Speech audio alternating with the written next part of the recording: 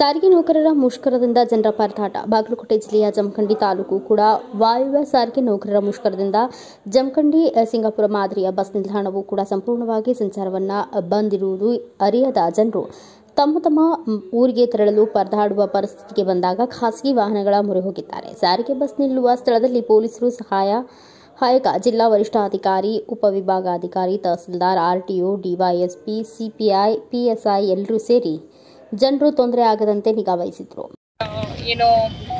KSRTC ಕಾರ್ಮಿಕ ಸಂಘದವರು ಒಕ್ಕೂಟದವರು ಎಲ್ಲ ಸ್ಟ್ರೈಕಿಗೆ ಇಳಿತೀವಿ ಅಂತಂದಿದ್ರು. ಅದರ ಪ್ರಕಾರ ಇವತ್ತಿನಿಂದ ಸ್ಟ್ರೈಕ್ ಮಾಡ್ತಿದ್ದಾರೆ. ಯಾರೂ ಸಹ ಬಸ್ಗಳನ್ನು ಕೆಎಸ್ಆರ್ಟಿಸಿ ಬಸ್ಗಳನ್ನು ಜಮಖಂಡಿ ಡಿಪೋದಲ್ಲಿ ಓಡಿಸ್ತಿಲ್ಲ.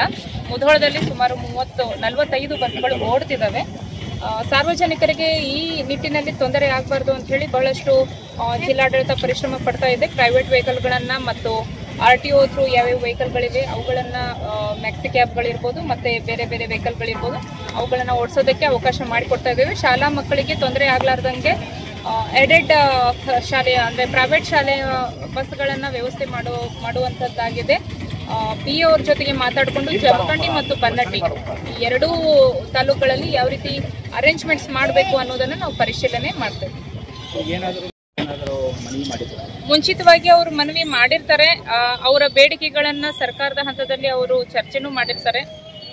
2 ದಿನಗಳ ಹಿಂದೆ ಅದು ಸಭೆನೂ ಆಗಿದೆ. CM ಅವರ ಅಧ್ಯಕ್ಷತೆಯಲ್ಲಿ ಸಭೆನೂ ಆಗಿದೆ. ಇನ್ನು ಸರ್ಕಾರದಿಂದ ಮತ್ತು ಈ ಕಾರ್ಮಿಕ ಸಂಘಟನೆಯಿಂದ ಆ ಪ್ರಕ್ರಿಯೆ ಏನಿದೆ ಅದು ನಡೀತಾ ಇರೋದ್ರಿಂದ ನಮಗೆ ಕ್ಲಾರಿಟಿ ಇಲ್ಲ. ಸೊ ಇವತ್ತಿನಿಂದ ಅವರು ಸ್ಟ್ರೈಕ್ ಮಾಡುವಂತ ಶುರುವಾಗಿದೆ. ಮುಂಚಿತವಾಗಿ ನಿಮಗೆ ಮನವಿ ಆಗಿದ್ದರೆ ಶಾಲಾ PO ಆಗಲಿ ಅವ್ರಿಗೆ ಅದೇನಾದರೂ ಒಂದು ಇಂಟಿಮೇಷನ್ ಕೊಟ್ಟಿದ್ದೀರಾ? ಇಂಟಿಮೇಷನ್ ಕೊಟ್ಟಿರ್ತೇವೆ. ಎಲ್ಲರಿಗೂ ನಮ್ಗೆಲ್ಲ ಅಧಿಕಾರಿಗಳಿಗೂ ಈ ವಿಷಯದ ಬಗೆಗೆ ಅರಿವು ಇದೆ, ಗೊತ್ತಿದೆ. ಯಾವುದೇ ರೀತಿ ಶಾಲೆಯ ರಜೆಯನ್ನ ಈ ಕಾರಣದಿಂದ ಕೊಡೋದಕ್ಕಾಗೋದಿಲ್ಲ. ಸೊ ಅದಕ್ಕೆ ಶಾಲೆ ಕಾಲೇಜುಗಳನ್ನು ನಾವೆಲ್ಲ ರನ್ ಮಾಡ್ತಾ ಇದ್ದೇವೆ. ಅವರಿಗೆ ವ್ಯವಸ್ಥೆ ಆಗುವಂತೆ ಯಾವ ರೀತಿ ಅನುಕೂಲ ಮಾಡಬೇಕು, ಈ ಮ್ಯಾಕ್ಸಿ ಕ್ಯಾಬ್ಗಳಿರ್ಬೋದು ಮತ್ತು ಬೇರೆ ವೆಹಿಕಲ್ಸ್ ಇರ್ಬೋದು ಅವುಗಳನ್ನೆಲ್ಲ RTO ಅವರು ಕಲೆಕ್ಟ್ ಮಾಡಿ ವ್ಯವಸ್ಥೆ ಮಾಡುವಂಥ ಕೆಲಸವನ್ನು ನಾವು ಮಾಡ್ತಾ ಇದ್ದೀವಿ. ಪ್ರಯಾಣಿಕರ ಪರದಾಟ ವ್ಯವಸ್ಥೆ ಆಗ್ತಾ ಇದೆ. ನೀವು ಕಾನೂನು ವ್ಯವಸ್ಥೆ ಯಾವ ರೀತಿ ಕಾಪಾಡ್ತಾ ಇದ್ದೀರಿ? ಏನು ಮಾಡ್ತಾ ಇದ್ದೀರಿ ಪೊಲೀಸ್ ಈಗಾಗಲೇ ಜಿಲ್ಲಾಡಳಿತ ಏನು ನಿರ್ಧಾರ ತೆಗೆದುಕೊಂಡಿದೆ ಶಾಲೆ ಮಕ್ಕಳ ಸಂಚಾರಕ್ಕಾಗಲಿ ಮತ್ತು ಜನರ ಸಂಚಾರಕ್ಕೆ ಯಾವುದೇ ಪ್ರೈವೇಟ್ ಮ್ಯಾಕ್ಸಿ ಕ್ಯಾಬ್ಸ್ಗಳನ್ನಾಗಲಿ ಮತ್ತು ಏನು ಹೇಳ್ತಕ್ಕಂಥ ಆಟೋಗಳಾಗಲಿ ಇವುಗಳೆಲ್ಲ ಸರಳವಾಗಿ ಓಡಾಡೋಕ್ಕೆ ಯಾವುದೇ ರೀತಿಯ ಯಾರ ಕಡೆಯಿಂದ ಅಡಚಣೆ ಆಗಬಾರ್ದು ಅನ್ನೋ ವಿಚಾರಕ್ಕೆ ಸಂಬಂಧಪಟ್ಟಂಗೆ ಈಗಾಗಲೇ ನಾವು ಅದನ್ನ ಸಭೆಗಳನ್ನು ಕೈಕೊಂಡು ಅವ್ರಿಗೆ ಇನ್ಸ್ಟ್ರಕ್ಷನ್ಸ್ ಕೊಟ್ಟು ಮತ್ತು ಅಂಥದಕ್ಕೆ ಏನು ಯಾರು ಅಡೆತಡೆ ಮಾಡ್ತೀರೋ ಅಂಥದ್ರ ಮೇಲೆ ಕ್ರಮ ಕೈಗೊಳ್ಳೋ ವಿಚಾರಕ್ಕೂ ಸಹ ನಾವು ಈಗಾಗಲೇ ಕ್ರಮ ಕೈಗೊಂಡಿದ್ದೇವೆ ಮತ್ತು ಈಗಾಗಲೇ ಸರಳ ಸಂಚಾರ ಇದು ನಡೆದಿದೆ. KSRTC ಬಸ್ ಸಂಬಂಧಪಟ್ಟಂಗೆ ಈಗಾಗಲೇ ಏನು ಅವರು ಸ್ಟ್ರೈಕ್ನ ಕಾಲ್ ಕೊಟ್ಟಿದ್ದಾರೆ, ಬಂದ್ ಕಾಲ್ ಕೊಟ್ಟಿದ್ದಾರೆ. ಅದಕ್ಕೆ ಸಂಬಂಧಪಟ್ಟಂತೆ ಈಗಾಗಲೇ ನಾವು ಯಾವುದೇ ರೀತಿಯಿಂದ ಜೋರು ಒತ್ತಡ ಮತ್ತು ಯಾರಿಗೆ ತೊಂದರೆ ಆಗದಿರಂಗೆ ಅವ್ರು ಏನಾದ್ರು ಬಸ್ ಸಂಚಾರ ನಡೀಲಿಕ್ಕೆ ಓಡಾಡಕ್ಕೆ ತಯಾರಾಗಿದ್ರು ಅಂತಂದ್ರೆ ನಾವು ಅವ್ರಿಗೆಲ್ಲ ರೀತಿಯ ಒಂದು ರೂಟಲ್ಲಿ ನಾವೇನು ಪ್ರೊಟೆಕ್ಷನ್ ಕೊಡಬೇಕು ಅದಕ್ಕೆ ಅದಕ್ಕೆ ಸಾಕಷ್ಟು ಬಂದೋಬಸ್ತನ್ನು ಸಹಿತ ನಾವೆಲ್ಲ ನಮ್ಮ ಇದರಿಂದೆಲ್ಲ ಮಾಡ್ಕೊಂಡಿದ್ದೀವಿ.